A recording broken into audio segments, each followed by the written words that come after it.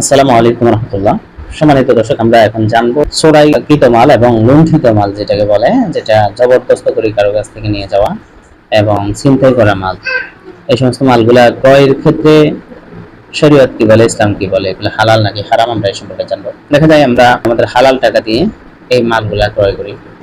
তো একটা অপরাধের বিরোধিতায় ইসলাম লুণ্ঠিত মাল এবং চোরাই মালকে হারাম করেছেন। কেন করেছেন? যে ব্যক্তি চুরি করেছে সে অপরাধী। আমি তো হালাল টাকা দিয়ে কিনেছি, আমারটা হারাম হবে কেন? এর উত্তর হলো যে ইসলাম এটা হারাম করেছে এই জন্য, যখন আমরা চোরাইকৃত মাল ক্রয় করব তখন দেখা যায় চোর চোর মালগুলা বিক্রি করতে পারতেছে এবং সে এর দ্বারা লাভবান হইতেছে। এবং যারা ছিনতাইকারী, যারা যে অন্যের কাছ থেকে জোরপূর্বক ভাবে এবং সন্ত্রাসী করে মাল নিয়ে যায়, সামান নিয়ে যায়, বর্তমানে যেমন মোবাইল, এরপরে বাইক, মোটরসাইকেল, অটো রিক্সা, হ্যাঁ, এরকম ভাবে জিনিসগুলা যে ছিনতাই করে এবং চুরি করে নিয়ে যাচ্ছে, এগুলা বিক্রি করতেছে।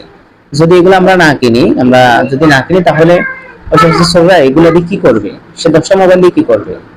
সে 2, 3, 4, 5টা বাইক নিয়ে কি করবে? হ্যাঁ, কোনো ব্যক্তি যদি জানা সত্ত্বেও সে জানে যে এই ব্যক্তি এই মালটা চুরি করে আনছে, এই মোবাইলটা চুরি করে আনছে এবং এই বাইকটা চুরি করে আনছে, জানা থাকা সত্ত্বেও যদি সে যত হালাল টাকা দিয়ে ক্রয় করুক, তার এই ক্রয় বিক্রয়টা হারাম হয়ে যাবে, এই সামানটা হারাম হয়ে যাবে।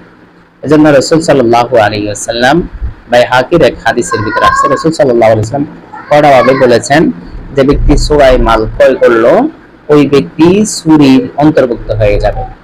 তাহলে আসুন আমরা আজকে থেকে আমরা চোরাই মাল যেগুলো আছে, চোরাই মালগুলা ক্রয় করা থেকে আমরা বিরত থাকি। যে সমস্ত মালগুলা ছিনতাই করা হয়েছে, ছিনতাই করে নিয়ে আসছে, আমি জানি ব্যক্তি ছিনতাইকারী, তার কাছ থেকে আমরা আজকে থেকে ইনশাআল্লাহ মাল ক্রয় করবো না।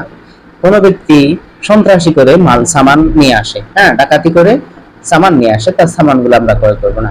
আমরা আমাদের হালাল টাকাকে সামান কেনার মাধ্যমে কেন হারাম করবো? এই মালটা আমি যদি তার কাছ থেকে না নিয়ে অন্য কারো কাছ থেকে নিই, তাহলে আমার মালটা হালাল হয়ে যায়। তাহলে আমি হালাল টাকা দিয়ে আমি হারাম মাল কেন ক্রয় করব? আল্লাহ তাআলা আমাদেরকে রোজার এবং চোর ছিনতাইকারী থেকে হেফাজত করুন।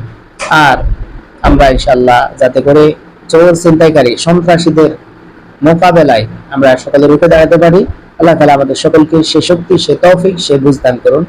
আমিন। আসসালামু আলাইকুম ওয়া রাহমাতুল্লাহ।